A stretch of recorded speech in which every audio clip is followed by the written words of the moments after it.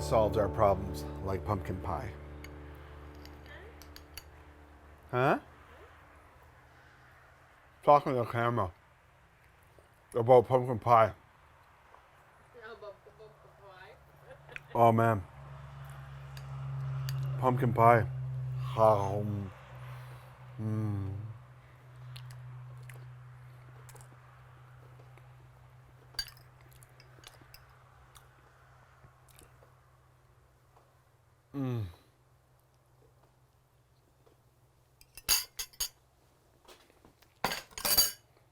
Hey everybody, welcome back to the channel. Thanks for joining me.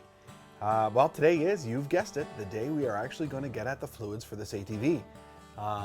We've done some work to it and figured out what was going on with the cooling system, as I covered in the second episode, or the second episode as part of the series, where I think we found an airlock. I mean, it's the only thing that that makes sense, because all of the devices in the cooling system were working. We just weren't getting any flow, and that, you know, usually means that there's a physical blockage in there or an airlock. I didn't find a physical blockage, so we're guessing it's an airlock. In any case, it works now. Mostly water in the system right now as we are doing the testing, so I've got some new antifreeze, some 50/50 that we're going to go ahead and put in the bike and get that all fixed up and running good. And then oil. We're going to change out the oil. We lost a lot of oil when we took off the water pump when we were trying to find the airlock, or we were actually testing the water pump at that point. And I did top up the engine with some new oil, but it was just some spare stuff that I had around so that I could run the motor and do the testing that I needed to do with the cooling system.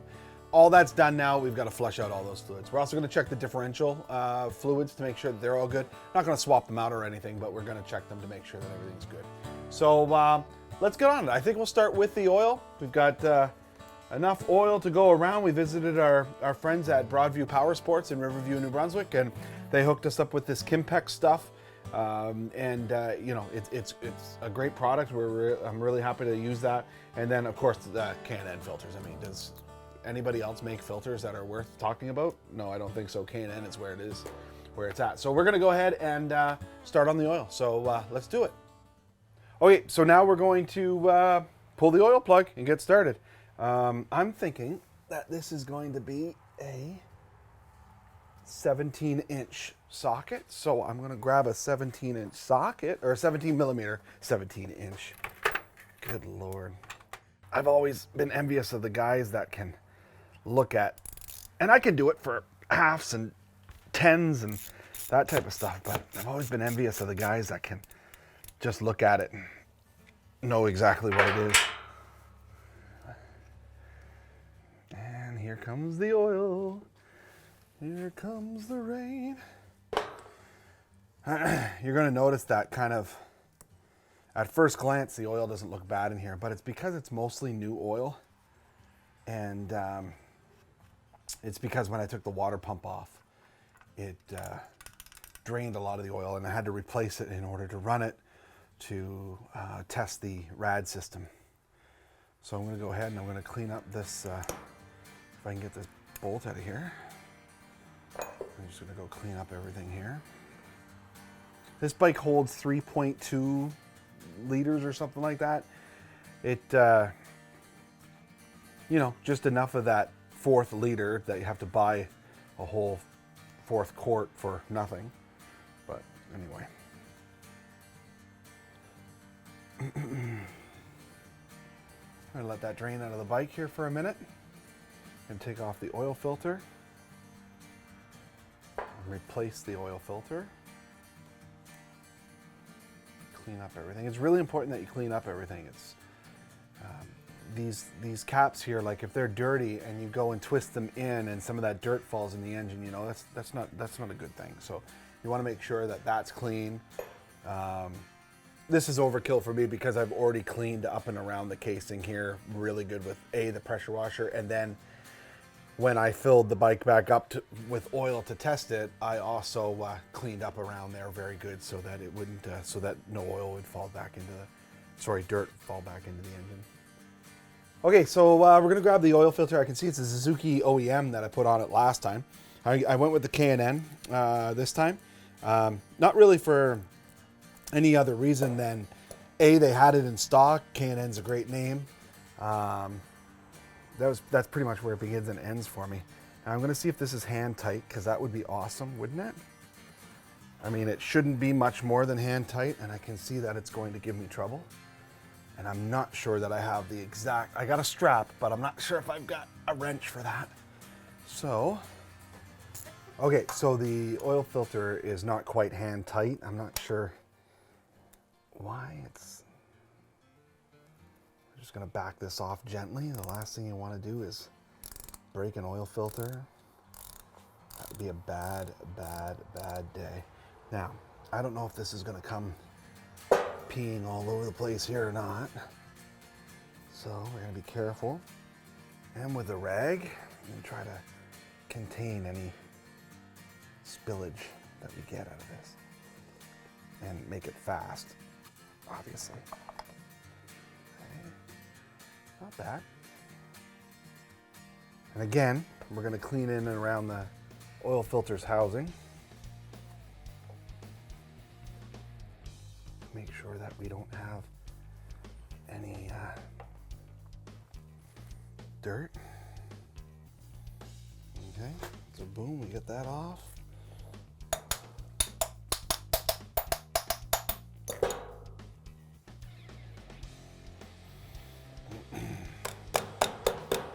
Might have to edit me struggling to get that off.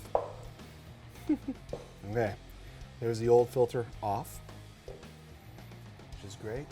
Again, I'm going to pay special attention to making sure that the oil filter mount is clean and free of any dirt and debris. I've always found it so interesting that a bike that's designed to get so beat up and so dirty is, you know, everything has to be immaculately clean in order for, you know, it to last and for its parts to last. And now again, I'm just a backyard mechanic, but there is a couple of things that I do know. Number one, you want this filter to be nice and clean. This O-ring that's in here, you need that to be nice and clean before you mount it up. Then on top of that, you want it to be wet with oil. So we just go ahead and we just wipe this up here with oil, and I'm also going to do the casing. Now, some guys will fill their oil filters with oil, and that is a great idea. But for me, the oil filter faces down. So take a look here. When I mount it, it's upside down. So me filling it, I'm just going to spill it all over the place anyway. So we don't want to do that. And I do want to put a little touch of oil on the mount as well. We want to have a good seal here. We want to make sure that we do that right. So we're just going to put this on here. It fits. That's a good. That's a check mark for Broadview Power Sports that suggested that I go with the aftermarket K&N. So I'm happy about that. And then what I like to do is I like to put it on as tight as I can get it by hand, which is right about there before I start slipping off on it. There we go. Then I'm going to put the wrench on the top of her, which this wrench, actually, you know what? I just need an adjustable for this, or what's that? That can't be a 17. That's probably a 15. It's a 17. That's probably good enough. I mean, there's no way I can get that off with hand. You don't want to completely mash that rubber O-ring. You just need a tight seal. And then once it's running, we're going to check to make sure that we don't have any leaks there. And if we do have a small leak, we'll just tighten it just that ever so slightly a little bit more. We don't need to crank on it. Okay, so that's on. I very much prefer these two. So it looks like the bike is done draining for the most part. A little trickle there. No, it's pretty well done. Awesome. Okay. So we're going to go ahead and put the drain nut back on. Need an extension to get up in there. Okay. Get that way. Gotta make sure that the bolt hole is clean by just putting a rag around the end of it. Yeah, that looks really good. I could actually see the bolt hole from here. It's pretty good. You don't have to get right down underneath the bike, which is nice. So another thing about me is I don't like wearing gloves when I do this type of work. I watch Marty T on YouTube all the time. Check him out. He's awesome. He's a great mechanic. He mostly works on, well, he works on everything, but what I love about him is the work that he does with tractors and old tractors. And it gives me the heebie-jeebies watching him work all the time because he wears those black gloves, and I just can't stand doing it. I want to be able to feel what I'm working on. I've always been that way, and so I hate wearing gloves. I wear gloves when I have to, but a little bit of oil, that doesn't bug me too much. So, okay, so that's it. We got the drain plug back in. We got the new oil filter on. We are going to go ahead and put some oil back into it. Jug number 1, down the gullet.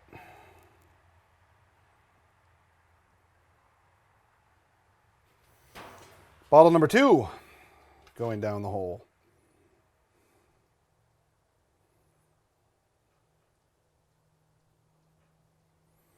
Down the hatch.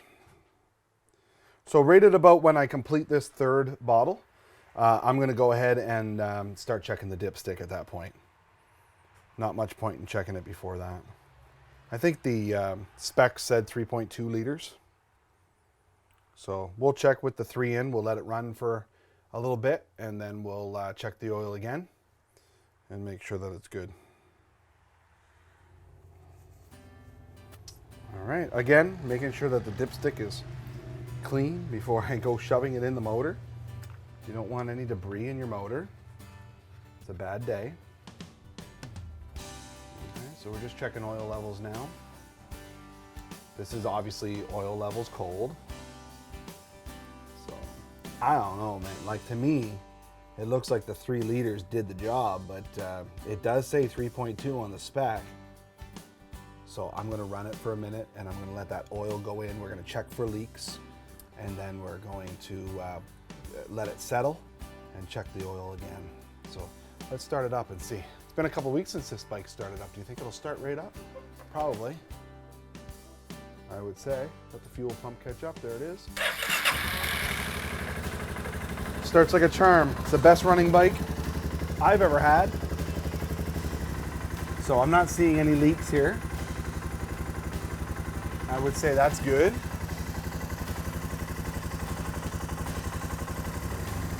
So around the oil filter, we are getting just a little bit wet. It just needs a little bit of a crank down here. But can't go overboard with it. That's about a half a turn right there.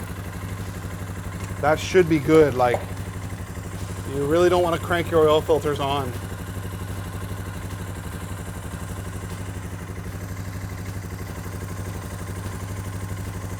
Okay, it's gone now. It's dry to the touch. So I would say that that's going to be okay now. And look around the bottom nut again. There's nothing there. It's dry. So we're happy with that. We'll just let it run for a second.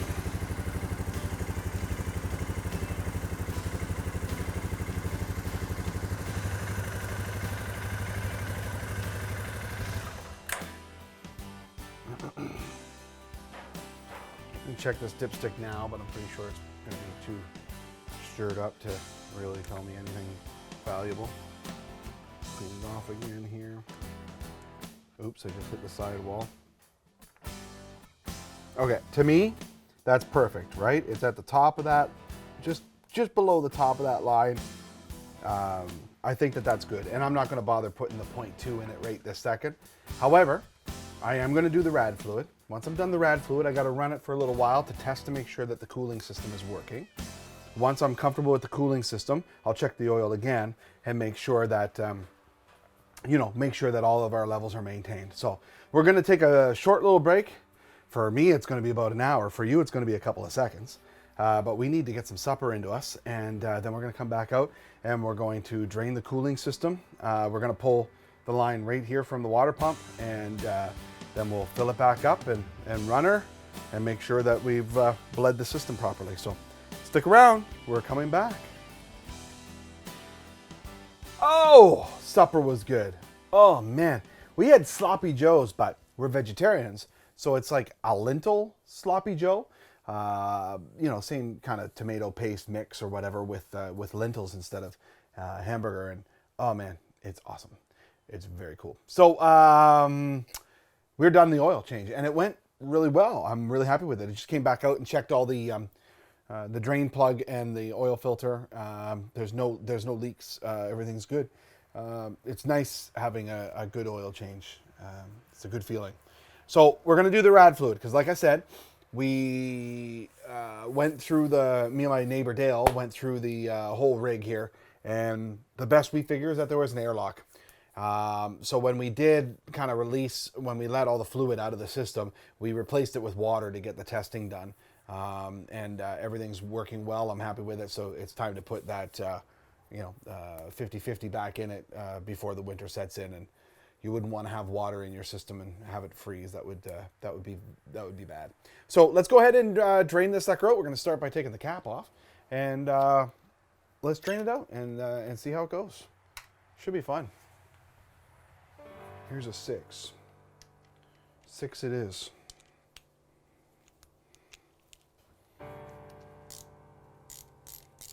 Hope everybody's having a wonderful day. It's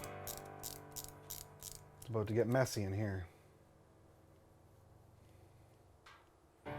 Hopefully not too bad. Okay, I'm going to set this here. Okay, so here we go. We're going to pull this line.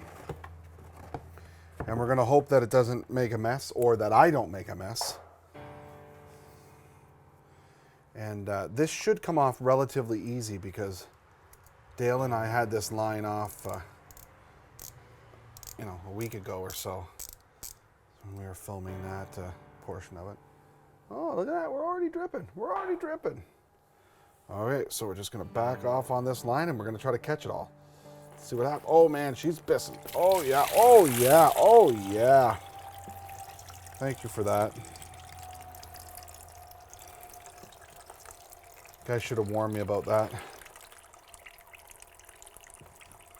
So yeah, we've got it going all over the place, but guys, that's what I'm famous for. Hey Zoe. Oh yeah, let's see if we can make any more mess here. Holy macaroni.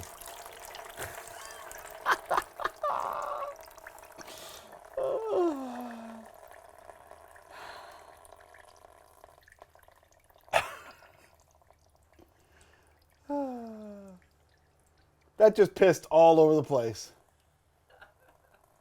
while I was filming. It's going in. It's going in the video. All right, this is an opportune time for any of you guys that might have a better way of doing this to chime in on the comment section. You know, there's a small drain plug here, but wouldn't that take like 9 hours for everything to come out of there? Like, I'm not waiting for that. So the alternative is pull this line off and just have it gush everywhere. I mean, that was a gusher. Unbelievable. Anyway, it's drained now, so it is what it is. I mean,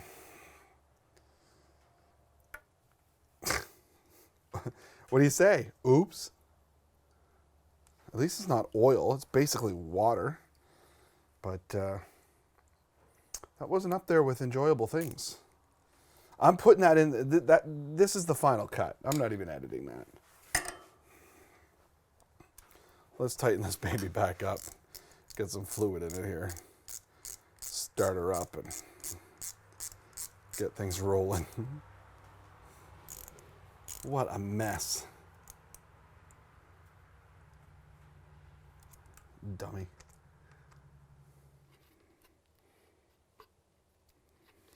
All right, here we go, guys.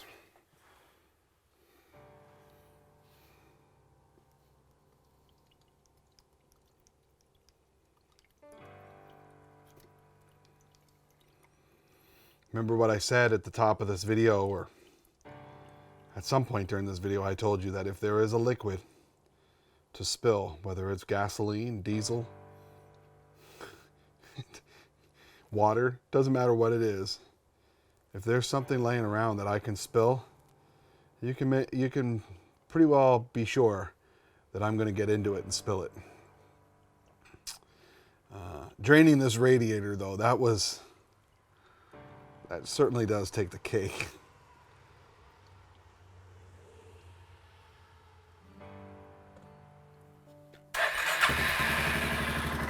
All right, so we're just waiting to see the engine take some of this fluid. So we yet again enter into another time lapse. I didn't realize that the bike was going to take quite this long to get up to a temperature where the thermostat would open and start the flow through the ductwork. Then I decided to put the cap on because I was thinking, well, maybe I'm losing heat and that's why the fan's not turning on. Sure enough, I put the cap on. Not long after that, fan kicks in. System's working.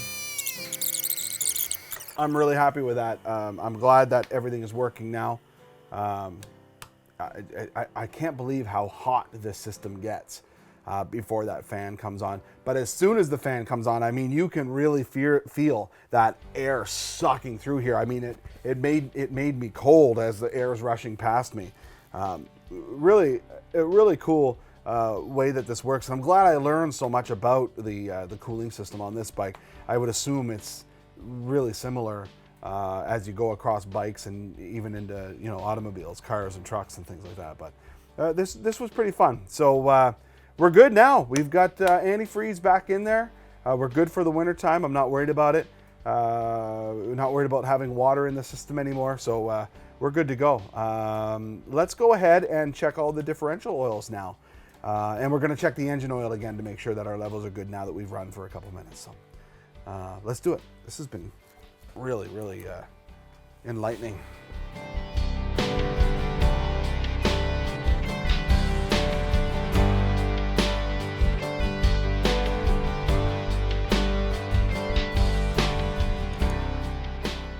Yeah, so the oil's perfect. I mean, you can't really see that, and I just screwed it up anyway because I lifted it up this way so the oil went running up the stick. But it's right below that line. Oh, you're up here. It's right below that line. I screwed it up again. Well, take my word for it. The oil's at a good level, and I'm happy with that.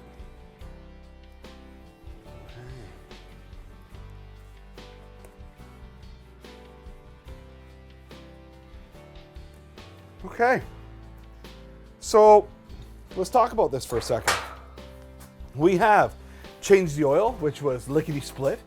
I'm really happy with how fast that was. We also did the rad fluid, which was great. It's eased my mind because, like I said a couple of times, it's starting to get cold in the area that I live in, Atlantic Canada. And you don't want to put water in your rad fluid. You don't want to put that off. You want to make sure you get that done as soon as possible because once the freezing weather comes, I mean, there's a whole load of destruction that could happen here. And so I'm happy that that's done. And it went well. The T-stat turned right on at the right temperature, and that we got flow. It got screaming hot. The fan came on. So the cooling system's working. Really happy about that. We checked the rear diff and the front diff for levels. I'm happy with the color of the oil that's in it. It doesn't stink. Well, it stinks like gear oil, but that's about it. And the levels were good. So I'm really happy with that. So we're gonna start putting the bike back together now. Again, didn't swap off the bushings. I'm gonna let that bearing go for another year and see what happens. I might regret that, I might not, who knows. And I'm gonna see how the shocks do having that last click in the spring and see how that goes. So yeah, let's start putting this back together. We do have a little bit of a problem with putting the plastics on the front end back together, and I'm going to share that with you now. We got a little bit of welding to do, I think. Listen to that engine cooling. Now look, I got to tell you, I've said it in this video once, I've said it twice, I might have said it 3 times. But I'm going to tell you that if there is an oil, a gasoline, a diesel, glass of water, a coffee, if there's something to spill in my vicinity, in and around where I happen to be, I will probably spill it. So it's best that I take care of this right away. Now, taking care of it. I bottle all of my waste oil and all of my fluids that are no good anymore. The diesels that I use to clean, or the gasoline, carburetor cleaner, whatever it is, I bottle it all. And I bring it to a friend's shop where they have a truck come and dispose of the oil that they use and the oil that I use. And they do it responsibly for the environment. That's the only way to do this, folks. Everybody in every municipality around North America, at least, I would assume in other parts of the world, do as well, that you have places where you can bring your waste oil and they will dispose of it properly and responsibly in order to respect the environment and the laws. I will tell you this. If you are one of those people that likes to take a bin like this and go out in the back of your property, way out in the woods, and dump this somewhere so that you don't have the cost or the hassle of getting rid of it, not only do I hope that you get caught, I hope that you are charged, if the laws weren't so cushy around it, to the fullest extent of the law.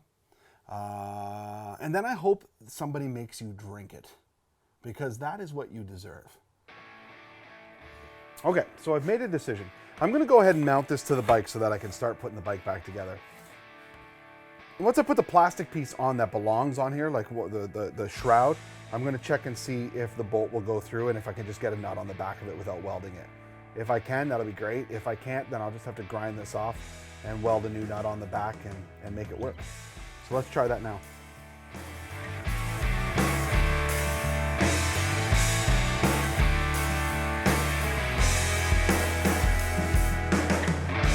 Don't walk away now, just listen to what I've got to say.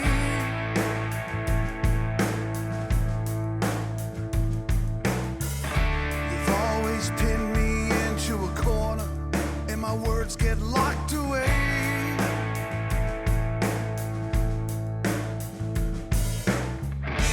Don't try to tell me this ain't over while you're looking for the closest door.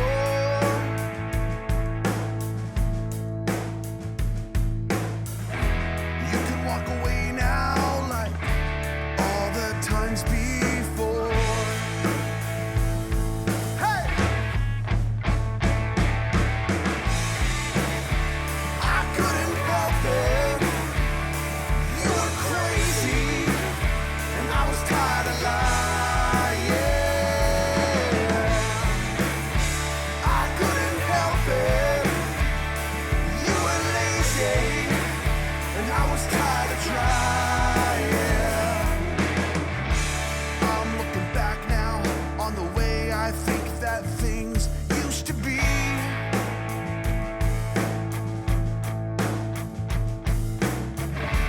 You couldn't tell me all the things I ever wanted and dreamed.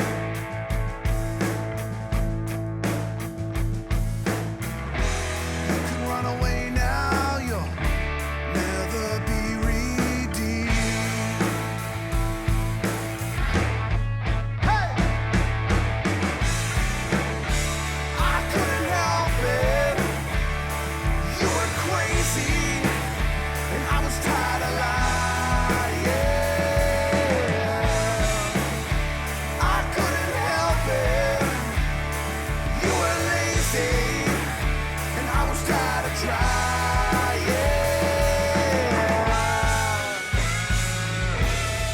I was tired of trying. I was tired of trying. I was tired of trying.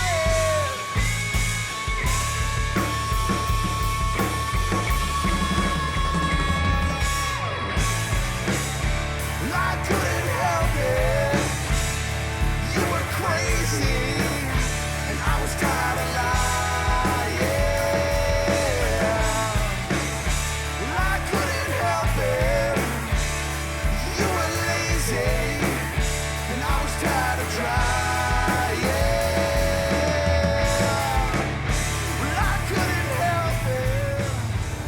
bike is working great.